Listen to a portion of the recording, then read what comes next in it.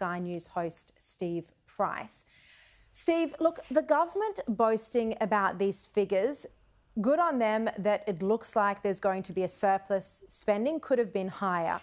There are criticisms today, however, that not enough was done to cut spending. And as Phil Curry wrote in the Fin Review, there's $30 billion higher personal income taxes than was forecast. So this potential surplus looks like it'll come at the expense of failing to tackle bracket creep and higher taxes for Australians. Yeah, I don't think too many Australians watching Sky tonight, looking at Jim Chalmers smiling through that media conference today, would be all that happy about that. I mean, this obsession with surpluses is something that Labor desperately wants, because they can then go to the next election and say, look, the opposition says we can't manage money. Look at us, we've had 2 surpluses. They couldn't have one during their last term of government. So it's all about the politics. And when you talk about those numbers, those figures, I mean, who's doing those estimates in Treasury? How do you get it that wrong? I mean, it's quite ridiculous that the figures could be that out of whack.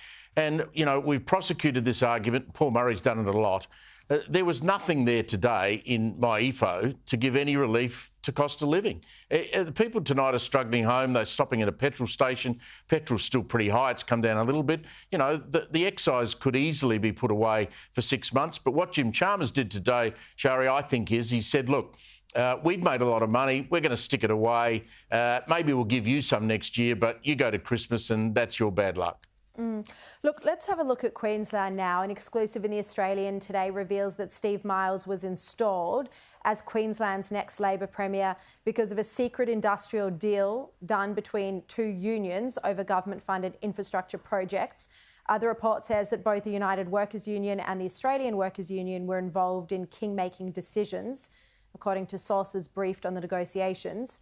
Miles today denied having any role in Anastasia Palaszczuk's resignation. He held a press conference. He was quite fiery when he was asked about the role of the unions. He said that unions are simply the bodies representing tens of thousands of workers. Steve, what do you think about these reports in The Australian about the way he came to power? I love the way Jonathan Lee stuck it to him today too. He was very uncomfortable. I don't think Stephen Miles is going to handle the media particularly well, particularly when they're a bit aggressive. He's clearly done a deal with the unions and he's been caught out, and now the details have emerged of exactly what that'll do. And it's modelled on what Daniel Andrews did with the Victorian government, where he would do deals with the unions, and all of these big infrastructure projects that you see in Victoria and in Queensland now, they're going to be manned by union workers who are going to get really well paid. And so the unions are looking after their union members and they're using governments to help them do it. I don't think it's a great start for Stephen Miles. I think Queenslanders who were sick of Anastasia Palaszczuk are going to wake up pretty quickly to this bloke. Now, another big story today, Senator Jacinta Nampijinpa Price has accused Albanese of ignoring Indigenous issues ever since his Voice to Parliament referendum failed.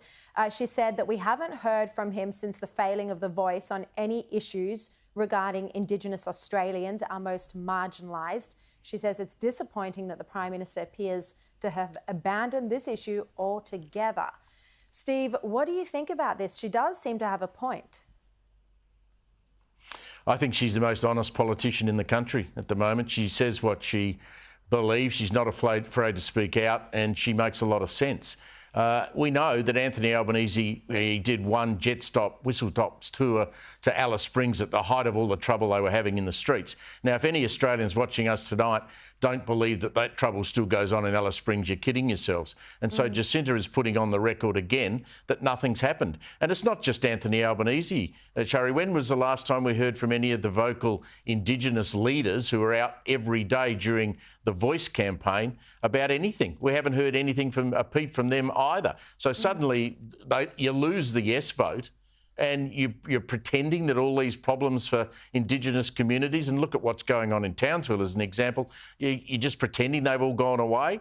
I mean, it's pretty pathetic, and the Prime Minister needs, the next time he has a media conference, to be asked about her comments today. Look, just finally, Steve, what do you think about this prospect that a lot of the political commentators are writing about, that the Prime Minister might be a one-term government, that if they win next time, there could be a minority government, but even that they say it's looking like he could just be a one-term government. There have been so many scandals in the second half of this year.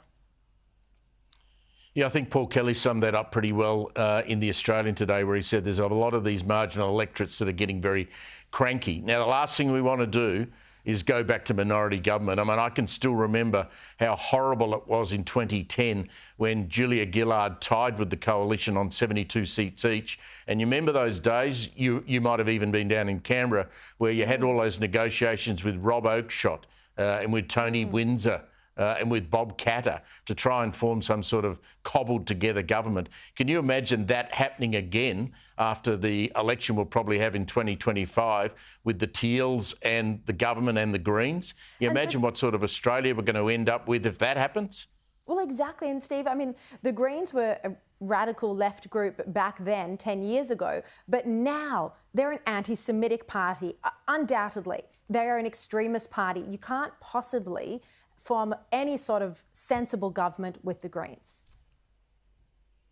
No, you can't, and they'd have to. That's the only way that they could get the numbers if you go into minority government. So, look, in a sense, you'd rather that Labor won in its own right than have to go back to that sort of horse trading. Let's hope that doesn't happen. But if Peter Dutton keeps his nerve, you never know. Anthony Albanese might be a one-term Prime Minister.